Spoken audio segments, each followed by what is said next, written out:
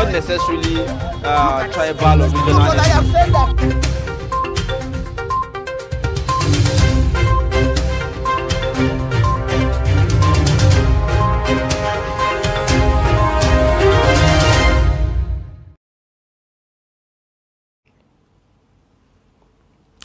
All right, now we will begin with the Daily Trust newspaper today. And the lead story talks about COVID-19. Experts harp on vaccination as cases surge.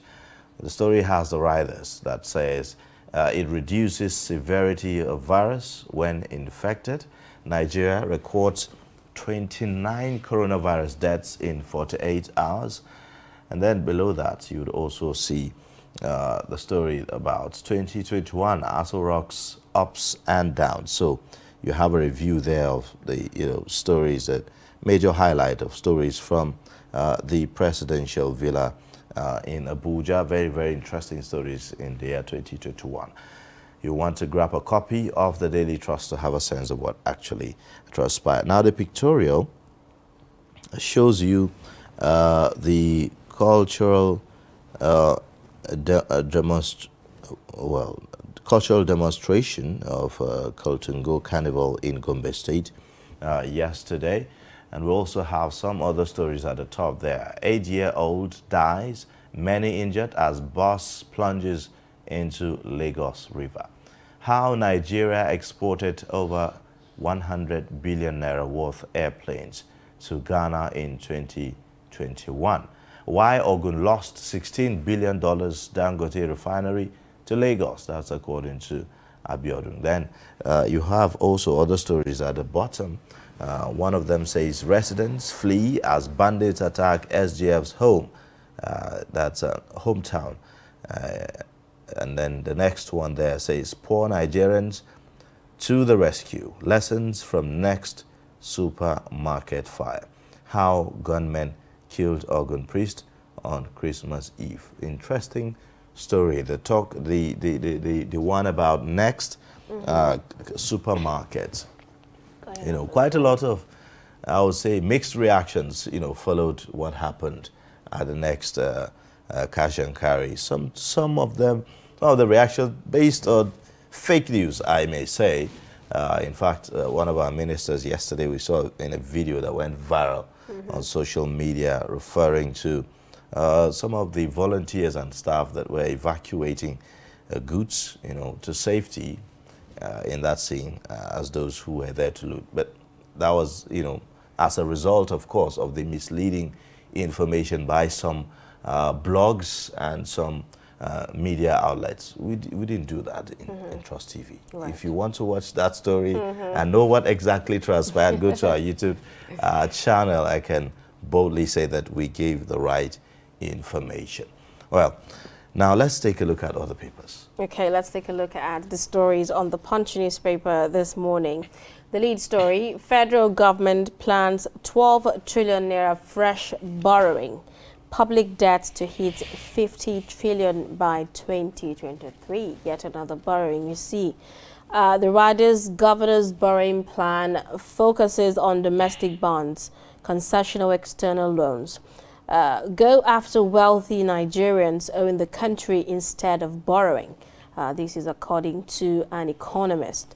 Assets must be created to justify debt. Infrastructure needs essential, says analyst. On page 15 of the Punch newspaper this morning, federal government to complete 10 highways in Q2, eyes Sukuk funding budget. And on page 2 of the Punch newspaper, 15 states conducting contact tracing. Over 1,000 travelers test positive. This is according to the NCDC. Currency in circulation jumps again, hits 3.15 trillion naira. And on page 7 of the Punch newspaper, Electoral Act, National Assembly concerned with lawmakers' political interests, says Malami. And you see a pictorial there of shanties at the Kara Opik area along the Lagos-Ibadan Expressway under demolition by officials of the Ogun State Ministry of Environment on Monday.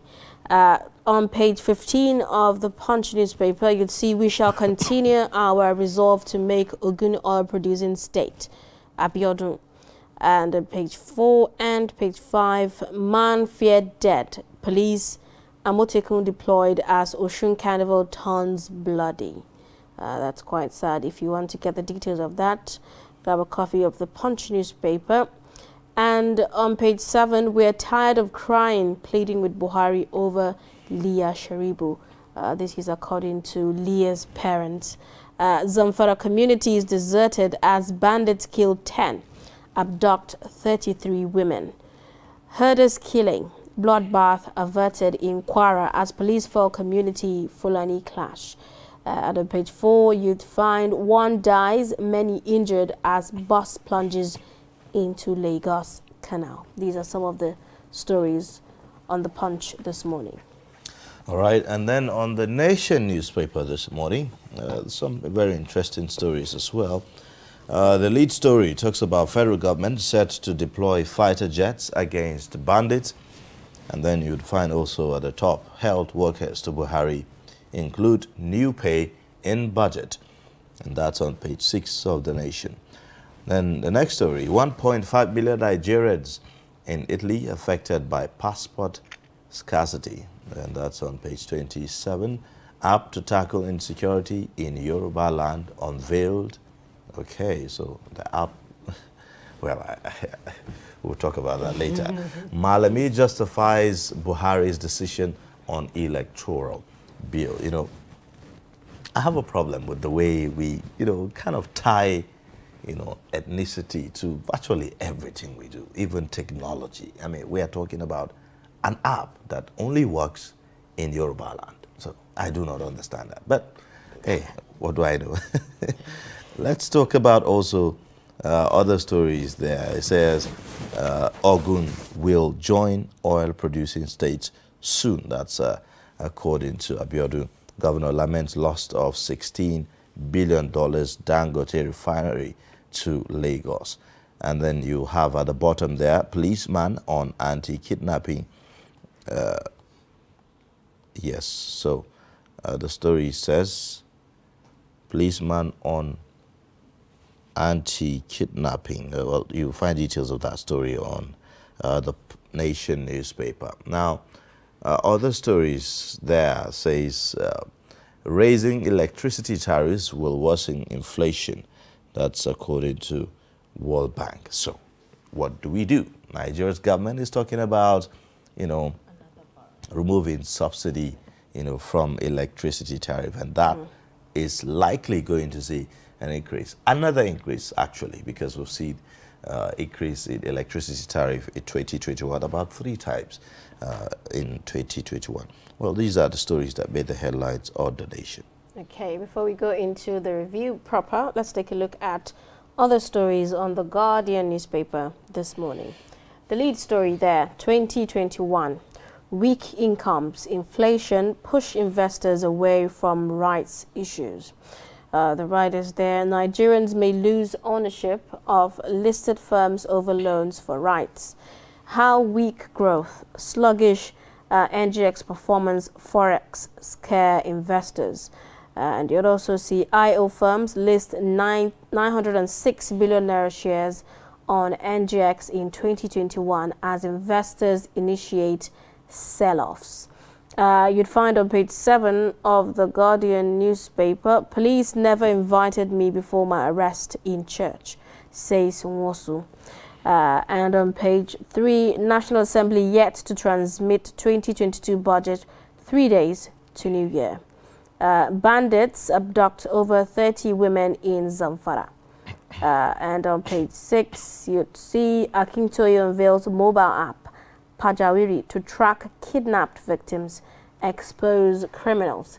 And you also find a story about the Guardian UK picks Eyimofe, others as best films of 2021. This is a Nigerian feature film that has been listed among best films of 2021 by the Guardian UK writers. So these are some of the stories on the Guardian newspaper this morning. All right. So let's get perspectives on these stories. We told you we have in the studio the Deputy Business Editor, Daily Trust, that's Sunday Michael, to give us perspectives on the stories. Welcome again. Welcome to the program. Thank you. All right. Now, I'm curious about, this story about 2021 Aso Rock's ups and downs. And that story is on page 28 of the Daily Trust newspaper, if I'm right. All right. So, I mean, what's the idea behind that story? I think it's just basically an attempt to chronicle what had happened throughout the year. So much comes out from the presidential villa that sometimes you tend to forget that some significant event or dramatic event, if you like, happened in the course of the year. So this is more or less an attempt at a refresher, chronicling between January and December some of the significant events that took place within the villa. And I'm sure people will find it a reading delight. At least it will remind you of some of the significant events of the year. So basically that's the idea for that story. Okay. Now, I'm really interested, about the whole COVID-19 surge in Nigeria, not just Nigeria, all over the world. For instance, the UK are still contemplating on whether to impose, certain measures, to curb the surge of the COVID-19. But here and there, everybody is saying, let's get vaccinated, just as it is stated here on the Daily Trust newspaper. Now, do you think that there's going to be an imposure, of another lockdown or another strategy, to help curb the whole COVID-19 situation? The COVID journey has been a very funny one. At some point where we think we now fully understand what we have in our hands, something else basically just evolves. And I think it is important for us to disaggregate the experience in the West and what we are having here back home. As Dr. Fauci of the United States will say, what we have seen with Omicron is the tendency to spread very wide quickly, but the death casualty are substantially low. And maybe we can explain that low casualty in the West because of the level of vaccination, right? Back home, we are struggling to hit 4 million vaccinated. 4 million out of a 200 million population is like a drop in the ocean. And so the fear for us would be, how would the same Omicron, what kind of devastation would it bring to a vast majority of our population who are not vaccinated? That's a genuine fear. That is where our own worry and concerns are. So what the global statistics have been is there have been a surge in quadruple of the number of people affected, but admission rates have been around 20 to 30%, right? In our own case, because these statistics are not even available, we don't know what, in November and December, practically all of us here and everywhere we know had some kind of bug, and we are not even sure what that is. I'm not sure most of us approach the hospital. We just basically sought relief using whatever means possible. So that is where the fear is, for us. They are concerned about, and we are not yet there with medications about a complete prevention. So what the vaccination have done and what the experts are saying in our own cases, since we know that the vaccination reduces the severity of this case within us, the most easiest, the quick wins for us is to as much as possible try to double up on vaccination, so that it gets to a level where it just becomes like a flu or a common cold. There is no running away from it. Like those days growing up, we talk about Apollo. There is no running away from it, whether you wear glasses or not. But you just know that when it comes, it's something that your system can handle, and in a matter of days, you are up and back again until we are able to achieve what is described as a herd immunity. And maybe that is also helping us, because most of the people who would have contracted this thing and had overcome it have somehow built immunity against this, and maybe that is also what is helping us to a large extent. Nobody can really place his hand on anything because with Nigeria, the data are not available, or where they are even available, they are just few and far between. So, you know, with this Omicron, it looks like even when you are vaccinated, I mean, you know, chances are you could still, you know, contract the virus, like we've seen in very recently the presidential advisor of media and publicity, Garba Shehu, was said to have tested positive, you know, and all of that. And he's not just the only person. So many, you know, other people. How is this affecting our drive, you know, to inoculate more people? What we have seen, just as you were speaking about Nest Supermarket, is a huge amount of misinformation. If we have taken our time to go through the WHO explanations around the vaccine, we will understand that the vaccine does not prevent you from catching the bug. What it does is it substantially reduces the severity. And I remember a couple of days ago I was in the studio and I was trying to make an analogy with measles for children. There are vaccines for measles, but they still come down with measles. It's just that you will not find that irritating chronic impression it makes on their skin. That takes several days to heal. What you'll find is just mild rashes to indicate that this thing had attempted to force itself out, but the vaccine had sort of held it back. So that's what we see. There are so many other drugs where we have vaccines for. So they just show themselves a bit and then disappear. So this doesn't stop you. But if you recall in the early days of COVID, I mean, you know, in Italy, it became like every day you wake up, 500,000 persons are dead. You know, people were being buried and nobody can even come closer to corpse. There was a tragic scene of where corpses were taken to the churches for burial services, and it was just the priests and the corpse. They lined up corpse on the table. It was so bad, the world had no idea what to do with this.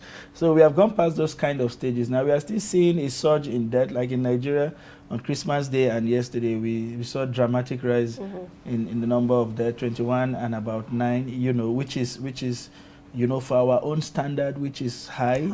And we are not sure, we don't have extra data about those who died, whether they were vaccinated before this happened, because one of the dangers of COVID, without missing words, is if you have underlying cases of illness and it comes on you, that becomes a double tragedy. So the vaccines, to put it straight, does not prevent you from picking up the COVID. What it does is to reduce the severity of the impact of that COVID virus on your system, essentially. Okay, so would you say we have adequate, you know, sensitization to help, you know, stop vaccine hesitancy, you know, and all of the underlying issues that comes with it? The truth is, merely looking at merely observing the media or even following, you know, keeping pace with the media, you understand that sensitization has dropped seriously, maybe because like I said, you say every time, Nigerians are very quick at becoming familiar with everything, you know.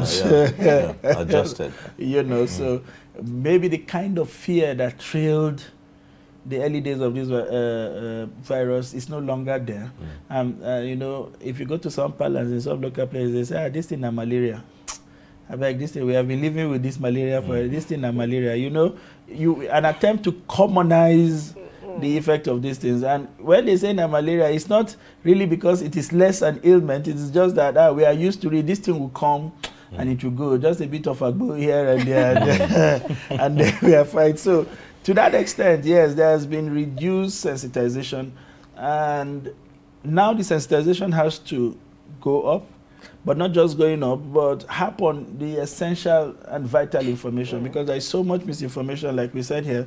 So people think, we hear that people who are even vaccinated have come down with COVID. Yeah, they have, but what is the proportion of death, as we used to hear those days, compared to now? In fact, in places like, I think, Canada or Australia, I saw a group of 150 medical workers who are starting an experiment for a 4th dose. as a way of boosting their immunity, because they are in the medical field. There is no running away from it. If you can take care of yourself and a patient comes in and you have to interact with that patient and pre-exposes you. So they are even experimenting with a fourth dose as a way of perpetually keeping their immune system at a level where it shakes off any of these things. That is how far people are thinking with the Pfizer doses, you know. So it's not something we should be tired of doing. It should feel like food and hunger. The fact that you ate in the morning doesn't mean you won't feel hungry in the afternoon. And if you feel hungry in the afternoon and you do not go for food, you can be sure that by evening you will not be able to use your body for, for anything. Very true. All right. Well, let's take a look at this other story about Next Cash and Carry. You know, we saw a lot that happened in that scene. That's against the looting spree that we saw back in 2020, the NSAS and all that.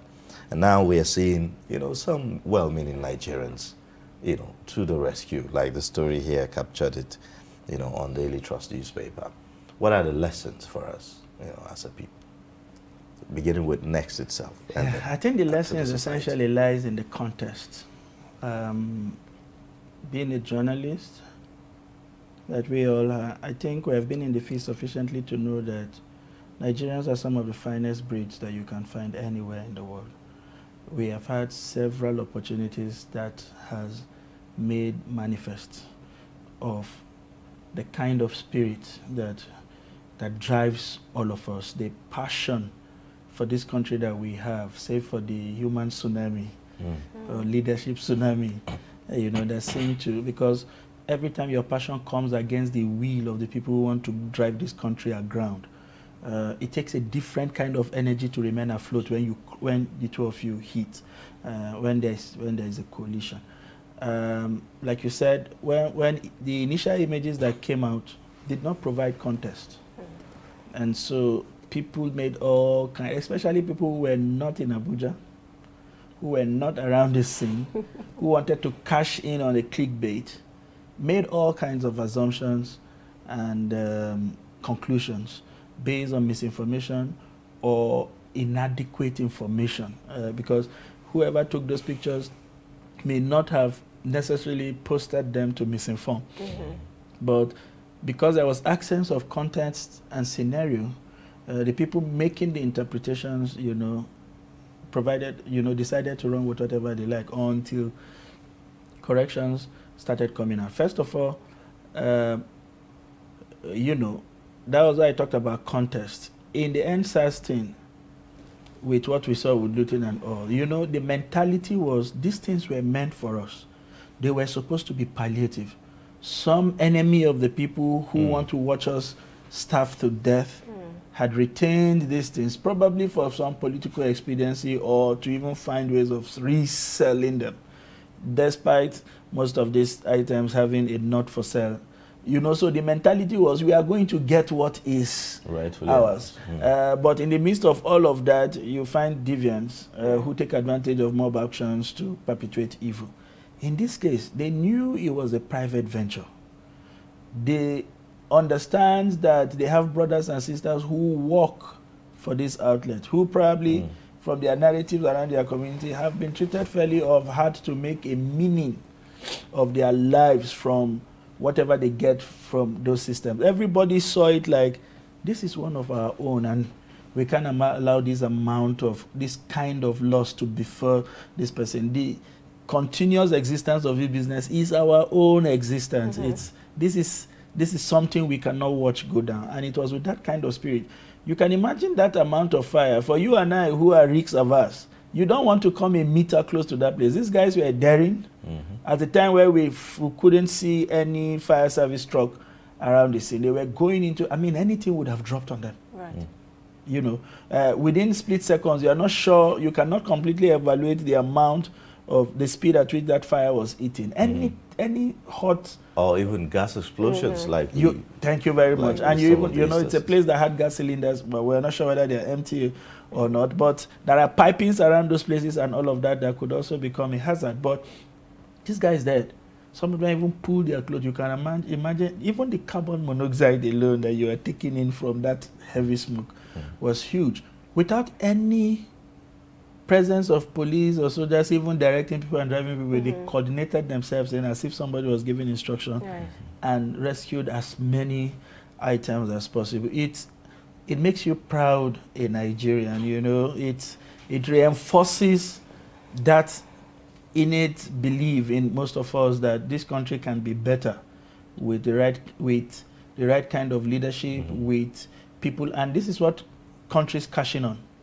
I mean, we were seeing Zimbabwe or South Zambia, you know, trying to reward a guy who saved 8 persons from a burning car.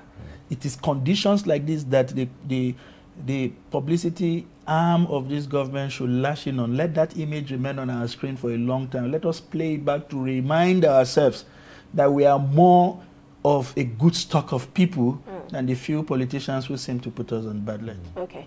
Now, when we saw that video, you know, a lot of people actually thought that that was what really happened.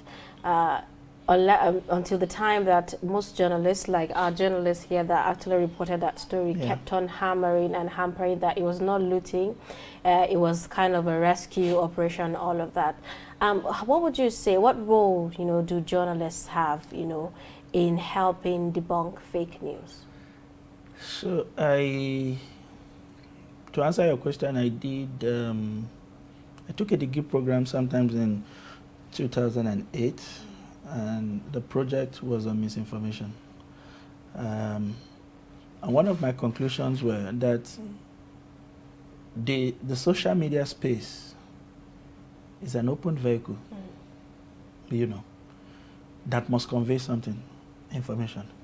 Now, it is our responsibilities as trained professionals who manage information to take control of that steering and drive responsibly, or allow just anybody who thinks he can drive get on that steering and drive us however they choose. So it's a fight between who controls that channel. Because what the social media space has done is to liberalize control. What used to be the exclusive preserve of the media houses have now been thrown open to just about anybody who can afford a phone and is willing to show up in a scene. So most of the information started from people showing up and say, Nigerians, what kind of country is this? Who will come here to invest? This is terrible. And then they drop the picture with that kind of caption. I mean, the picture just fits perfect into that narration. It took a responsible journalist, a trained professional, a manager of information who, rather than just sit back and feed on what the social media guys who probably are just driving past the scene on a bike, on a car, have fed, to have shown up on the scene, interrogate the information that is available, to either confirm that yes, it was a theft or a looting going on, or there was something behind. And even if it was a looting, I'm sure the journalist was prepared to even interrogate the people who were carrying those things to say, why are you doing this? You know, it was that kind of journalistic drive that led us to the truth.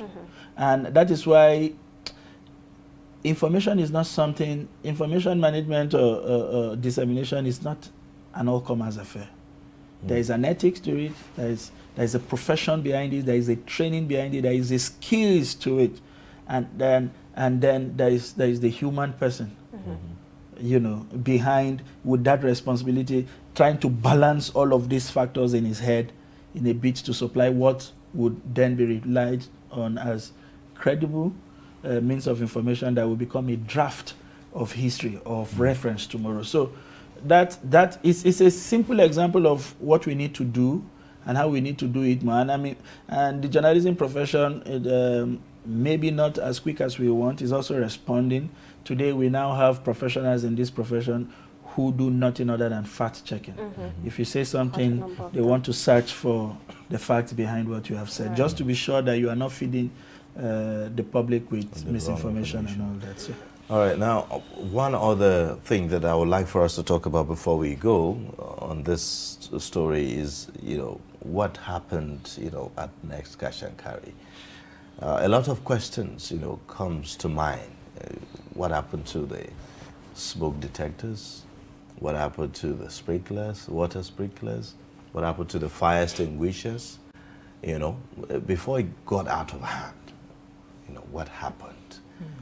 Some of the people that own businesses there, as interviewed by a reporter, you know, on that story, you know, raised some salient questions. You know, the person said, each time you come around, you will always see them servicing the fire extinguishers. And he said on that day, the fire extinguishers were nowhere, either they were nowhere or not working, or maybe out of panic, nobody cared to understand where they can get them and all of that. And then our emergency response, you know, to such incidences. These were issues that were raised, you know, when this thing happened. Are there lessons for us there? A broad range of lessons, even merely listening to you. First of all, let me make the point that even with the finest of practice, calamities can happen. Yeah, we've seen plane crashes, and maintaining a plane is one of the most diligent things that a carrier does. I mean, there are standard practices when it lands for checks and all of that, but things still go wrong. It's just that the frequencies are really very limited. So we've seen this. We've seen several market fires. We've seen a similar supermarket like the like the Grand Square. We've seen Ebano supermarkets. And these questions you ask, you know, permeate all of those circumstances. First of all, it raises question about the integrity of the people who managed those fire extinguishers. Were they really doing the right things, or were they just changing labels to certify that? Because it means the indication for us from the outside is, it means the company was making effort to say, let us have this thing serviced regularly, just in case. So the question would then be, between whoever paid for that service within the company and the company carrying out that service, was there any kind of spot check to determine that a real service is being done, so that when it comes to a time when you will really need those things to function, they really do function? That is something a forensic analysis would reveal. That's one. Two, I was also worried when I saw people evading that whole place, even up to 24 hours after the fire, you know, because it completely decapitates some of those hints that forensic analysis would need to determine the cause of that fire. People are just everywhere. They have their hands everywhere. They say, I know a bit of smoke is still coming out here. Let us see if we can put it.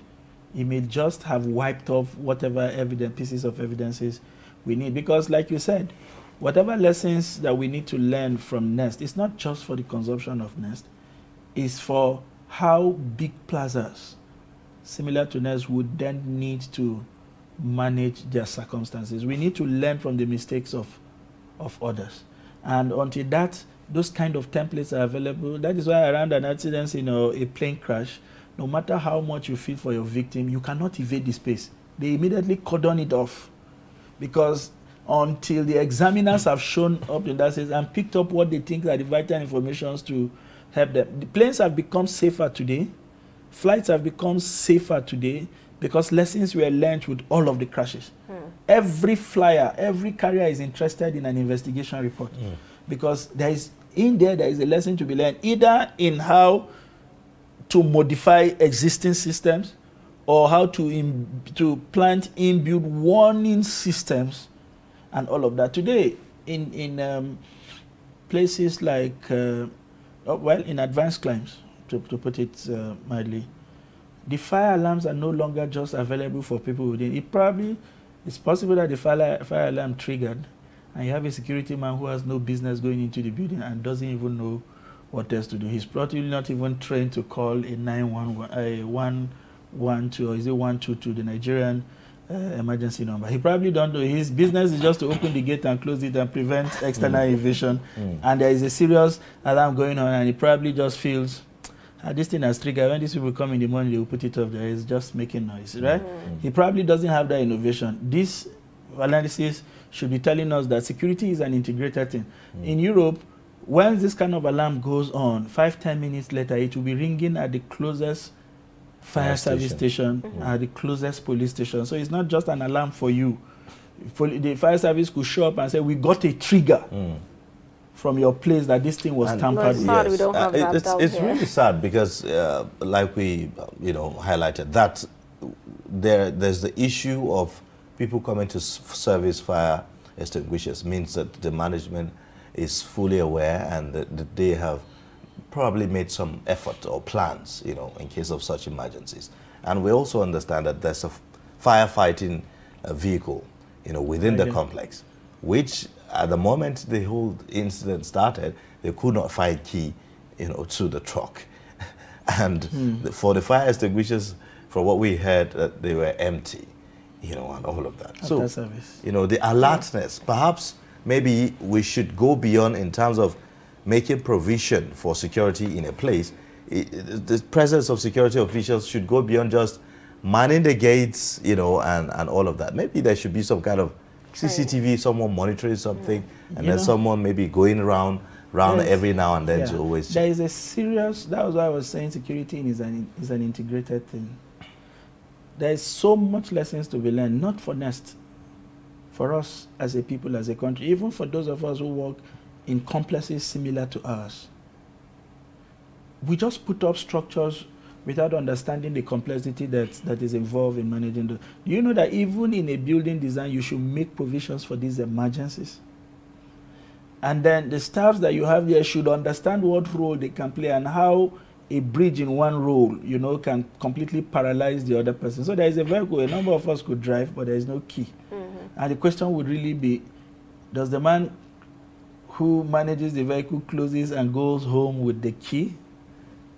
Maybe because they've not had much incident. Or who else knows where the key is? Who else knows where the key is? Or what provisions do you have to have a spare of that key at the point where it is accessible? These are some of the questions. And if we had proper public agencies, safety agencies, they are supposed to show up at your place without notice, go through your fire extinguisher and see when last they were serviced, and even pick anyone at random and try to simulate a fire and see whether the fire extinguisher will serve, or try to trigger the alarm or trigger something and see whether the alarms will come up. Some kind of mystery shoppers on the spot check. If they were doing that in buildings, even the management would also be taking seriously the quality of service that are being offered in terms of servicing these fire extinguishers and the rest. So it's a huge lesson that the government, in fact, should be interested in, because you see, whilst it is easy for us to say Nest cash and carry, from the testimonies, even from our own report, you can see that a lot of people were connected with Nest in terms of suppliers. The supply chain is huge. And that is what we want to see. And some of them young people, actually. Very young people. Very young people. And those are the systems we want to see grow. So they have developed a supply chain management system where people who produce made in Nigeria feed into the superstore that is a common destination for most of us. And you know how easy that does? It means I want Ayuba's shoe, kind of shoe.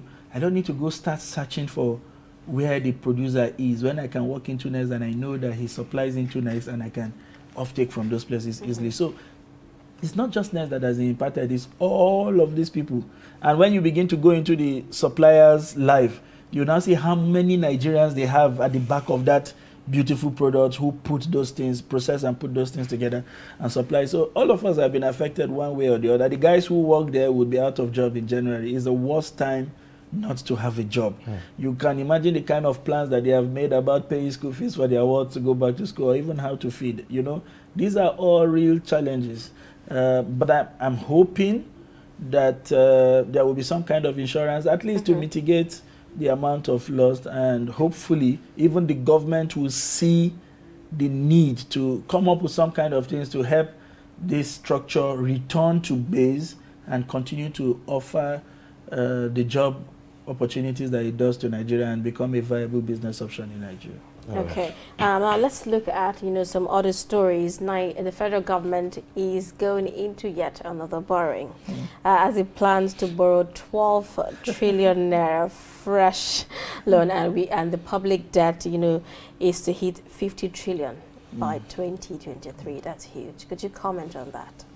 I wish I really had something to say. It has gotten to a point in this country where we probably had given up as far as debt is concerned.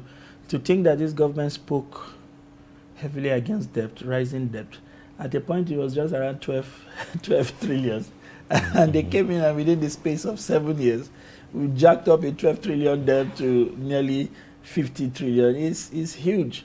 And with everything everyone is saying, it's either the government is not interested in the options that are provided, or just don't know how to go about it. A lot of people have made suggestions. We have not even attempted to try one.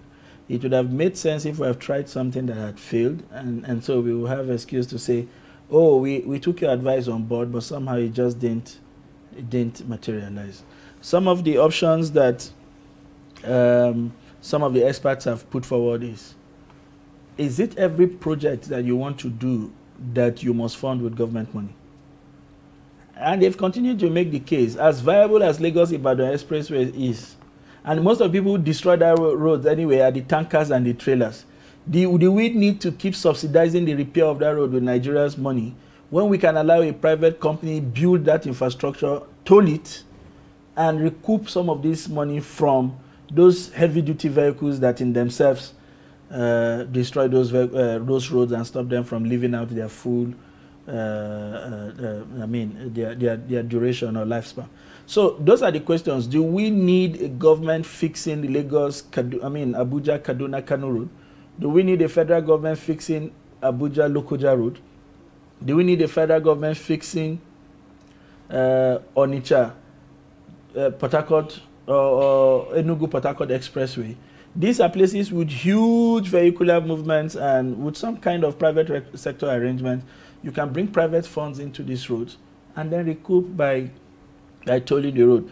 Do we need the federal government investing hugely in rail infrastructure if they can provide the enabling environment and allow private capitals to drive it? The way we saw with telecoms, because these are places where you have ready patronage, and just concern yourself with taking taxes, which is more efficient for us than having to provide the business. Do we need a government, for instance, today thinking about going into a national carrier?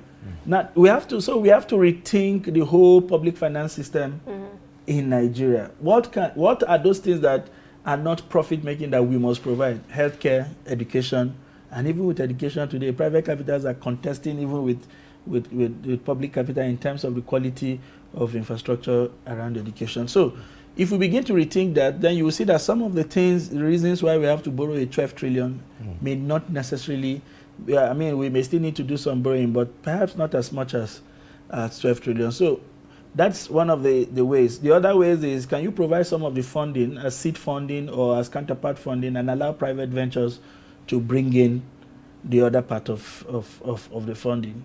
So you are either conceding all of the ground and allow private sector funds to drive them, and you take taxes from efficient running of the places, or you go into some kind of joint venture for people who see it as a viable business, bring some part of the money, they bring other part. The third way of raising capital that experts have suggested is, we are holding so much dead assets. Do you know people have been employed in the refinery since the year 2000? And some of these refineries have not vitalized the knowledge for which they were employed in this refinery, and they have risen between that time and today to directorial positions without really having to vitalize their skills in the same institution that has been in a comatose state for nearly 21 years or 22. So those are really the question. Why are we still paying salaries, maintaining those places, maintaining guys, paying directors, paying leave allowance, paying productivity allowance, paying hazard allowance? And lots of them. Yes, and there are many of these agencies. Really. Let us give an instance. In 2007, Obasanjo sold the Kaduna refinery and one other to the Blue Chip Consortium, who wanted to take it over, refurbish and run, backed by the Dangote Group and other investors. Nigerians started shouting, especially the Labour people, oh no, they want to take over national assets. These are very important assets in the life of Nigerians. Private people want to take over our national assets. That was the argument, and we fell for that sentiment. And because of the hues and cry, the president at the time, God bless his soul, Yar'Adua, reversed the set. Now look at that scenario. This company that was interested in still going into oil and gas did their numbers, re-strategized, and built a refinery from the scratch. Today we have the Dangote refinery, and we are thinking of a June 2022. They've commenced operations in the fertilizer area and others, but petrochemicals is likely to come on board June 2022. But the other one, where the sale has been reversed, we have done several turnaround maintenance, but the thing has refused to turn around. You know, so but 16 billion fresh money has gone into another place from a swamp 4 times the size of Victoria Island, was filled with sand, and construction of items the size we have never seen in this country shipped into this country, and a seaport built beside it, ready for commissioning in 2022. But one which has had all these materials on ground has been there like a dead horse. We have whipped and whipped and whipped with billions of naira in turnaround, and the horse will simply not breathe. You know, so what sense would they have made? Do you know that instead of building a fresh 16 billion this thing, that 16 billion would have probably, from a private sector perspective, would have fixed Kaduna and fixed Port Harcourt 1 and 2, or Kaduna and Warri. The government, in its equivalent, have spent somewhere more than half of that amount doing town. But these guys have brought it fresh. It shows you the difference between what a private capital and a government capital can do, or how mentality runs. I mean, you think Dangote would have kept some people getting promotion every 2 or 3 years, getting huge leave allowance and productivity and hazard allowance without doing anything for 21 years. The same thing with Ajaokuta.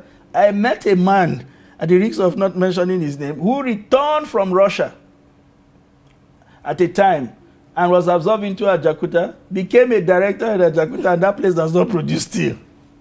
I mean, and which is why a lot of people talk about, you know, why carrying such weights. So that's the point. Most of the private business, even Dangote was saying, there are assets today that if we put in the market, we can raise this 12 trillion. That's why I call them dead assets. You know, some economists are actually suggesting, like it states here, that go after wealthy Nigerians instead of borrowing. Do you think like that punishing would be people enough? for being successful? What crime have they committed for being wealthy? I mean, if somebody has successfully put up, you should be thanking them, because if you take out the employment that are generated from private capital in this country would have been in worse trouble. Yeah. Can you imagine? Dangote is probably the single private largest employer of labor in Nigeria. Shut out all his investments, and you would quadruple the unemployment crisis in this country, because if you look at his own investment, the employment he generates directly is far less than the indirect employment. The whole trucks on the road, because of the failure of the transport system, you know how much that amounts to. All the distributors of cement everywhere, you know how much that amounts to, and that construction can be going on because cements are available. That's a whole, the indirect impact of that is so much that all, you know, some people sit down and pray for is, if we could have a Dangote 1 in a state, the fortune of this country would have changed. Well, all right, well, let's go on a quick break now, and then when we come back, we'll continue with our discussion on the program. Please stay with us.